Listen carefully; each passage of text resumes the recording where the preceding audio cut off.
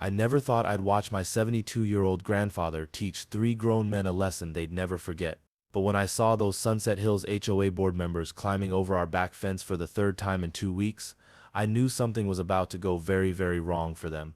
My name's Jake, and what happened in my backyard that Tuesday afternoon changed everything. You see, my grandfather Sam had been warning these HOA bullies for months to stay off our property. He'd been patient, he'd been polite, he'd followed every legal channel, but patience has limits, and when you're dealing with entitled HOA board members who think they own the entire neighborhood, sometimes you have to remind them what private property actually means. They thought they were climbing over the fence of some helpless old man and his grandson. They had no idea they were about to meet a decorated Marine who'd spent 2 tours in Vietnam and 30 years as a corrections officer. What my grandfather did next didn't just shock them, it shocked me too. Let me paint you the picture. I'd moved in with my grandfather Sam 6 months earlier to help him with daily tasks and keep him company after my grandmother passed. Sam's house sits on a beautiful half-acre lot in Sunset Hills, one of those newer developments where the HOA thinks they run a small kingdom instead of managing a neighborhood. The house had been in our family for 15 years, long before most of these HOA board members even moved to the area. Sam's backyard was his pride and joy, a vegetable garden he'd been perfecting for over a decade, fruit trees he'd planted with my grandmother, and a small workshop where he restored antique furniture. The problem started when the new HOA board took over. 3 guys in their 40s who'd moved from the city and decided they needed to upgrade the neighborhood standards. Their names were Bradley, the HOA president who wore expensive suits to grocery shopping, Marcus, the compliance officer who drove around taking photos of everyone's property, and Dennis, the treasurer who seemed to think his accounting degree made him a legal expert. Comment which country you're watching from. I'm curious how many of you have dealt with power-hungry HOAs like this. These 3 had been targeting Sam for months. First, it was violation notices for his vegetable garden being too visible from the street.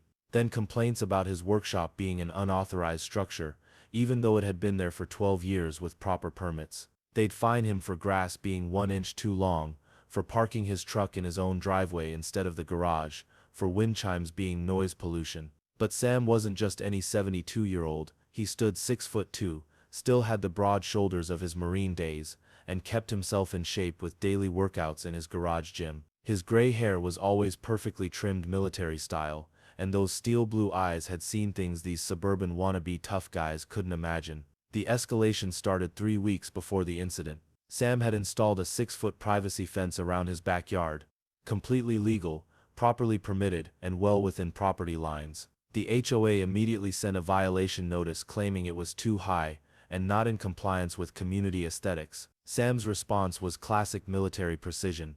He researched every local ordinance, pulled the original development plans, and discovered the HOA's own founding documents specifically allowed 6-foot privacy fences. He sent them a certified letter with copies of all relevant documents, politely but firmly telling them to back off. That's when they decided to get creative. The first time I caught them climbing the fence, I was working from home in the front office. I heard voices in the backyard, and looked out to see Bradley and Marcus standing in Sam's garden, taking photos and measurements. They claimed they were conducting a compliance inspection and had every right to access the property. Sam handled it calmly. He walked out, told them they were trespassing, and gave them exactly 60 seconds to leave through the front gate, or he'd call the police. They left, but not before Bradley made a big show of writing more violations on his clipboard. The second time happened 4 days later. Dennis and Marcus, this time with what looked like surveying equipment. Sam wasn't home, he was at his weekly VA appointment. I confronted them myself, and Dennis actually had the nerve to tell me that as HOA board members, they had investigative authority over all properties in the development. I recorded everything on my phone and called Sam immediately. When he got home and watched the video, I saw something change in his expression. That calm, measured look he always had was still there, but underneath it, I could see the Marine calculating. "Jake," he said quietly, "these boys are about to learn something they should have learned a long time ago." He spent the next week making preparations. Security cameras went up around the property, not obvious ones, but professional-grade equipment positioned to capture every angle of the backyard. He also did something I didn't understand at first. He started leaving tools and equipment in very specific positions around the yard, like he was setting up some kind of tactical scenario. When I asked him about it, he just smiled and said, "Son, some people only understand consequences, and consequences are coming." The third violation notice arrived on Monday.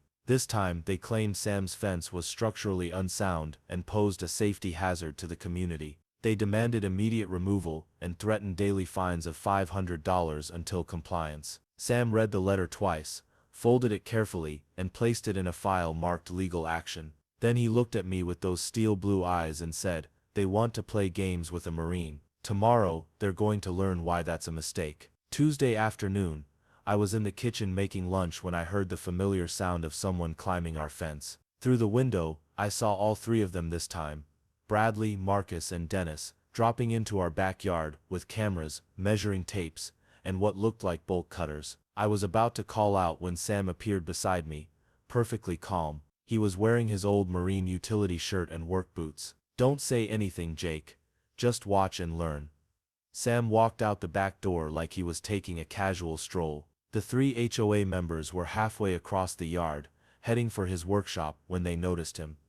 "Mr. Peterson," Bradley called out with fake authority, "we're conducting an authorized property inspection. Please return to your house." Sam stopped about 10 feet away from them, hands relaxed at his sides. When he spoke, his voice carried the kind of quiet command that made you pay attention whether you wanted to or not. "Gentlemen, you are trespassing on private property. You have 30 seconds to leave the way you came." Marcus stepped forward with his camera. "We have HOA authority to." 25 seconds. Dennis pulled out his phone like he was going to call someone. "You can't threaten us. We'll have you arrested for 20 seconds. That's when Bradley made his first mistake. He stepped toward Sam, puffing out his chest like he was going to intimidate a man who'd faced down enemy combatants in actual war zones. "Listen, old man. We're not going anywhere until we finish our inspection. What are you going to do about it?" Sam's response was so fast I almost missed it. One moment Bradley was acting tough. The next he was face down in the dirt with his arm twisted behind his back at what looked like a very uncomfortable angle. Sam hadn't even changed expression. 15 seconds for you two," Sam said calmly to Marcus and Dennis, who were now backing away with wide eyes. Marcus tried to run for the fence. He made it about 3 steps before Sam moved again. A perfectly executed leg sweep that sent Marcus sprawling. Dennis just froze in place, his mouth opening and closing like a fish. "Here's what's going to happen," Sam said still in that perfectly calm voice while keeping Bradley pinned with minimal effort. "You're going to stay right there while my grandson calls the police. Then you're going to explain to them why you cut through my fence, trespassed on my property, and attempted to damage my workshop." That's when I noticed the bolt cutters lying next to a section of fence that had clearly been tampered with. "You see, boys," Sam continued, "I've been documenting your harassment for weeks. Every illegal entry, every frivolous violation, every threat, and now you've escalated to criminal trespassing and attempted vandalism. That's going to be very expensive for you." The police arrived 12 minutes later. Apparently Sam had called them before even going outside. 2 officers who clearly knew Sam well, and were not at all surprised to find 3 grown men sitting in his backyard, looking like scolded children. The evidence was overwhelming: security footage of them climbing the fence, cutting the lock on Sam's workshop door, and attempting to remove his tools. Written documentation of months of harassment, photos of previous trespassing incidents. Bradley tried to claim HOA authority, but the officers shut that down immediately. "Sir, HOA boards have no legal right to enter private property without permission. You're looking at criminal trespassing, attempted burglary, and vandalism charges." All 3 were arrested on the spot. The legal aftermath was beautiful to watch. Sam's attorney, a former Marine buddy who specialized in property rights, filed a federal civil rights lawsuit under Section 1983 for deprivation of rights under color of law. The criminal charges included felony burglary, criminal trespassing, and conspiracy. Within a month, all 3 were removed from the HOA board. Bradley lost his real estate license due to the felony conviction. Marcus and Dennis faced civil judgments that cost them more than their houses were worth. The HOA itself was forced to pay $75,000 in damages and legal fees, plus revise their entire enforcement policy under court supervision. But the best part, Sam's backyard became legendary in the neighborhood. Word got around about what happened to people who messed with the Marine on Maple Street.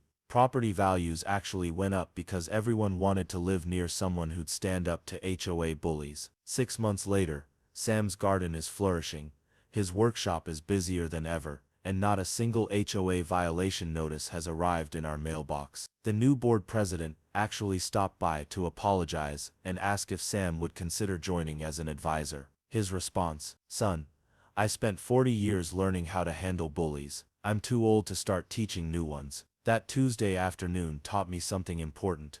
Sometimes the quiet, patient people are the ones you should be most careful about pushing. My grandfather didn't just defend his property. He reminded 3 grown men that respect isn't something you can demand, it's something you earn. What would you have done in Sam's situation? Would you have been as patient as he was, or would you have drawn the line sooner? Comment below and let me know. And if you enjoyed watching entitled HOA Bullies Get Exactly What They Deserved, hit that like button and subscribe, because I've got more stories about my grandfather that will blow your mind. Trust me, this was just the beginning.